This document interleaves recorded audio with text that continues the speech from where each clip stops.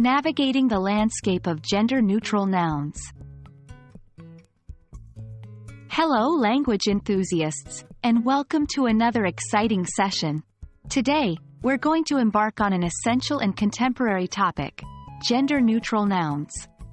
Throughout this lesson, we'll understand their importance, learn their usage, and practice putting them into sentences.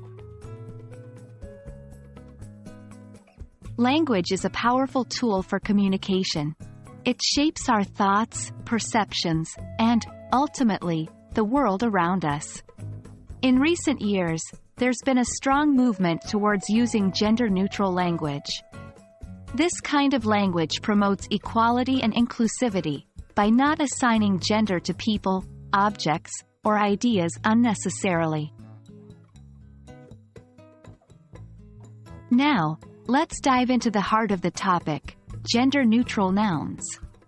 Unlike some other languages, English doesn't inherently assign a gender to most of its nouns.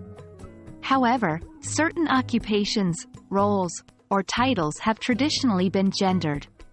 For example, policeman and policewoman imply a specific gender. But in a more inclusive language environment, we'd simply use police officer, a gender-neutral term. Now that we know what gender-neutral nouns are, it's time to use them in sentences. The trick here is to replace gender-specific nouns with their neutral counterparts. For example, instead of saying, 1.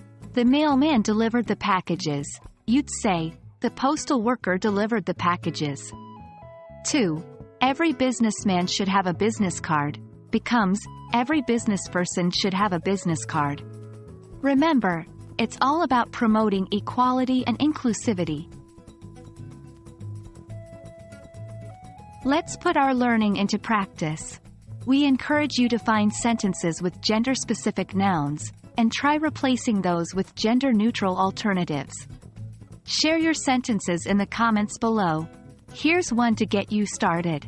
The fireman saved the cat from the tree. Can you make this sentence gender-neutral? That's it for today's session on gender-neutral nouns. We hope this discussion has been enlightening and you're now more aware of how to make your English more inclusive.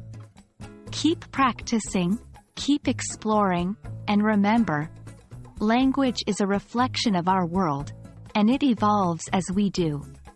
Thanks for tuning in, and until next time, happy language learning.